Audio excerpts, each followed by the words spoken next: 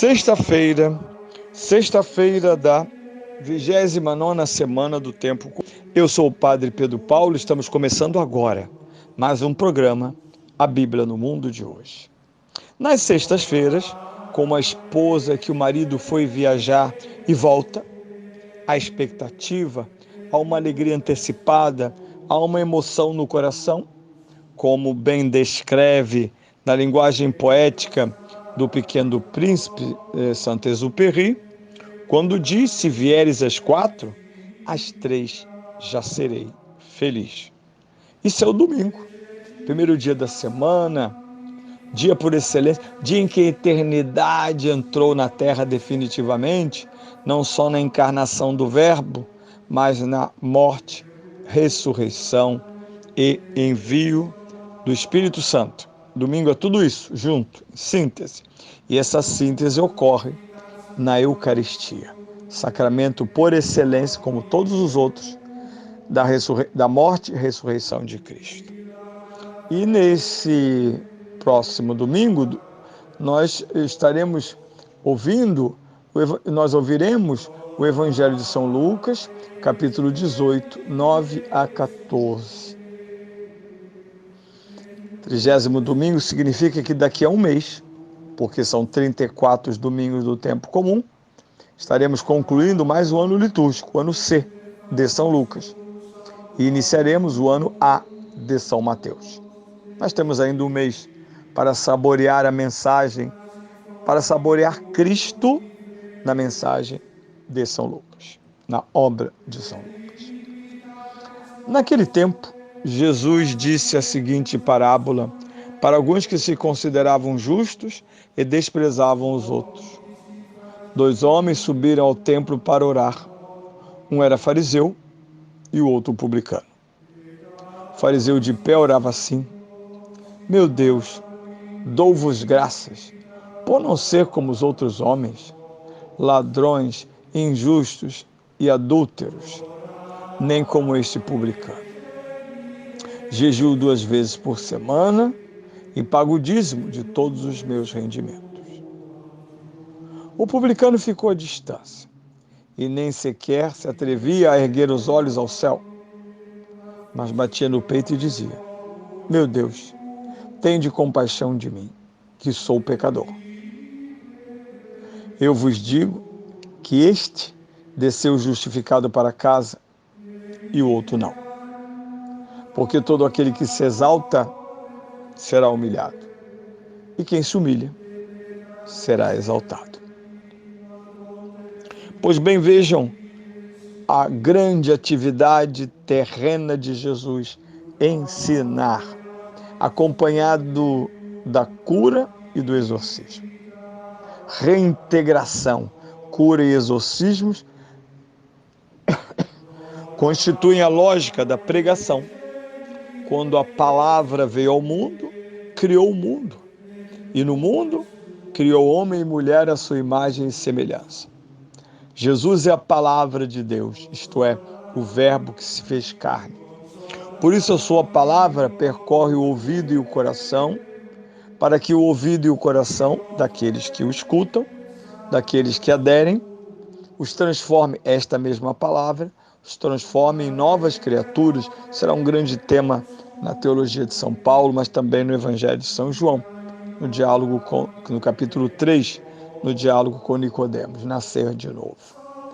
Mas ainda, os homens vão se dividir, não mais naquilo que eles acham, a referência não é o que eu acho sobre mim mesmo ou sobre os outros, mas em relação a Cristo. Sim a Cristo, a nova humanidade. Não a Cristo, a velha, carcomida humanidade sem futuro. Ela pode ser muito brilhante no presente, mas ela não tem futuro. Como os grandes impérios deste mundo, o Império Romano, admiro demais o Império Romano, o Império de Alexandre Magno, o Império dos faraós, mesmo o Império dos dinossauros, aqueles animais gigantes, sumiram. Visitamos seus restos, seus ossos, suas pirâmides vazias, seus túmulos vazios ou cheios de cadáver. adquirimos sabedoria desses impérios, guardamos algo das suas leis, da sua língua, mas eles não existem. Somente sobre a nova humanidade presente sacramentalmente na igreja é que se pode ouvir o que Cristo disse, que as palavras que ele trouxe ao mundo vão prevalecer, passará tanto o céu quanto a terra, e as palavras do Cristo não passarão. Uma parábola, além disso, é ocasião para que quem escuta, por meio de uma comparação, assuma o papel dos personagens.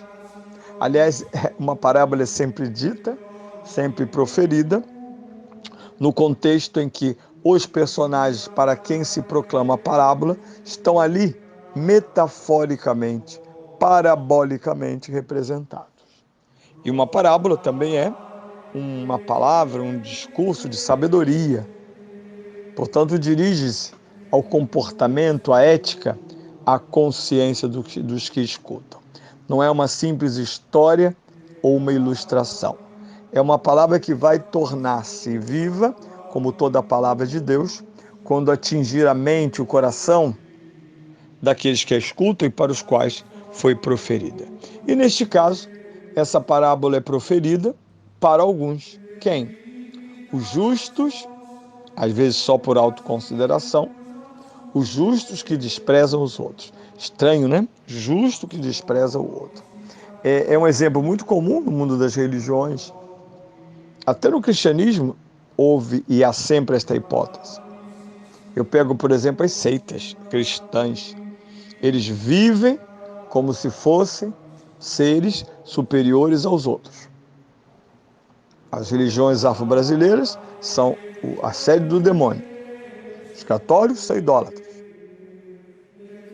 E o mundo vai acabar em fogo, mas eles estarão a salvo. Jesus diz, se consideram justos. Porque a justiça jamais implica no desamor. A justiça é regida, o código da justiça é a caridade e o temor de Deus. Portanto, esta parábola atinge uma contradição dos pecadores. Primeiro, autoconsiderar-se justos, considerarem-se justos, e segundo, desprezarem os outros. Para isso, Jesus constrói um contexto e dois personagens. O contexto é o templo. Então, Jesus, na verdade, conduz os dois personagens à presença de Deus, porque diz o templo para orar. Então, o templo como lugar em que se ouve e se fala com Deus. Se está diante dos olhos de Deus. Os personagens são opostos. O primeiro é um fariseu de pé, o segundo é um publicano cabisbaixo. Nem sequer se atrevia a erguer os olhos. E talvez nem tenha entrado bem no templo, porque diz que ficou à distância. Talvez porque nem pudesse entrar. Nós sabemos que o templo de Jerusalém tratava essa questão com muita força, com muita clareza. Hoje tenho um pouco de preocupação com a interpretação que foi dada pós-conciliar de uma igreja de portas abertas. É muito bonito, mas sob um dos aspectos fere a constituição de um templo. Um templo purifica e acolhe os homens purificados. Não é um supermercado, não é um shopping, não é um espaço de lazer, nem é um espaço democrático. É a casa do Senhor. Hoje há muita tibieza neste assunto. Qualquer um, todos. Claro que todos Deus quer que se salvem e cheguem ao conhecimento da verdade. E não quer todos na sua casa e pronto, porque nem todos irão para o céu, pelas decisões que tomarem. Bem, o primeiro, portanto, é o objeto da fala de Jesus, o fariseu de pé rezando. A parábola permite que ouçamos a voz desse fariseu, ouçamos o conteúdo da sua fala. E para completar, e voltarei a esse texto obviamente na segunda-feira, Jesus conclui com um juízo, uma parábola de juízo. É interessante lembrar disso. É uma parábola contada para que aqueles que a escutem julguem, ouçam a parábola como juízo. E Jesus assim o faz.